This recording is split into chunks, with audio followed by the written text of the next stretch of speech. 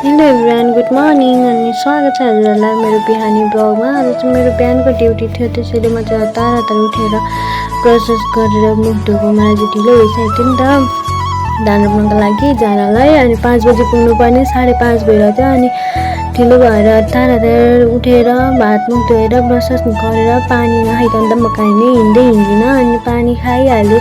सधैँ चाहिँ 2-3 मग खान्थेँ, आज चाहिँ ढिलो भएको 1 मग मात्रै खाएँ। अनि जति नै ढिलो भए पनि मेकअप गर्नु चाहिँ छोड्दैन है, किनकि मेकअप गर्न भने मलाई चिन्दैनन्। अनि क्रिम लगाएँ राम्रो डढ्छ अनुहार भनेर।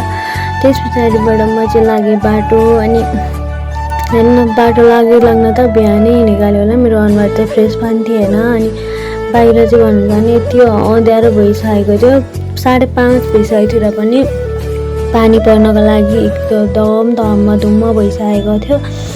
अनि मलाई चाहिँ हात्तीको डर थियो। आज चाहिँ बिहानै हाम्रो घरपट्टिबाट हात्ती हिँडिरहेको थियो नि त 2टा। अनि त्यो दिदीको घरमा जानुपर्ने थियो, एक्लै गएको नि त। अनि म उठ्नुभन्दा अलिकति अगाडि नै हात्ती हिँडिरहेको थियो अगाडि। अनि दिदीको घरमा पनि पुगेँ। अनि दिदीको घरमा पुगेर बसेको हेर्नु मेरो अनुहार कस्तो भइरहेछ क्या, बिहानै उठेकाले गर्दाखेरि आँखा मुनि चौरी पनि देखाइरहेको थियो क्या।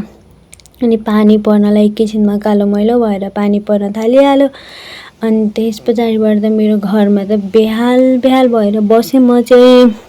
हेर्न पानी कस्तो परिरहेको छ क्या, पानी छरङ आयो, सानो पानी आएन क्या बिहानै। मैले चाहिँ अनि म घरबाट हिँड्दाखेरि पानी परेको थिएन नि त, अँध्यारै थियो, रिमरिम थियो। अनि ओर्नेहरू पनि नबोकिकन गएर चाहिँ ठिक्क दिदीको घरमा पुग्ने बित्तिकै पानी पर्यो। अनि दिदीको घर अगाडि चाहिँ बोर्ड टाँसिएको छ है, साथीहरू देख्नु भएन भने त्यहाँ आएर हेर्नु होला।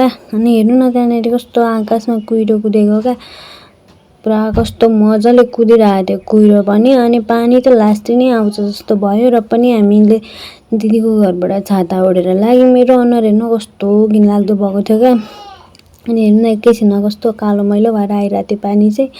म चाहिँ दिदीको घरतिरबाट लागेँ। अनि हामी चाहिँ धान रोपिसकेर खाजा खानु पुगेको थियौँ। खाजा खानपछि मैले धान रोपेको चाहिँ भिडियो बनाइनँ है, किनकि पानी परिरहेको थियो। अनि भिडियो बनाउनै पाइनँ, फेरि एकैछिनमा घाम लाग्यो। अनि हाम्रो चाहिँ खाजामा चाउमिन थियो। अनि हामी चाहिँ धान रोपिसकेर यो खोला तर्नुपर्ने थियो, खोला चाहिँ अलिकति बढेको थियो। अनि मेरो अनुहार हेर्नु न घामले डढेर कस्तो बेहाल थियो। अनि खोला तरिमरिम अनि कस्तो राम्रो भ्यू देखाइरहेको थियो। अनि दिदीको घरमा आएर साह्रै तिर्खा लाग्यो। अनि पानीमा आएको लड्डु दिनुभयो, हिजो बेलुका लड्डु बनाएर फ्रिजमा राख्नुभएको रहेछ। अनि खाएको त कस्तो मिठो थियो क्या। अनि त्यसै गरी ल त साथीहरू, बाई बाई।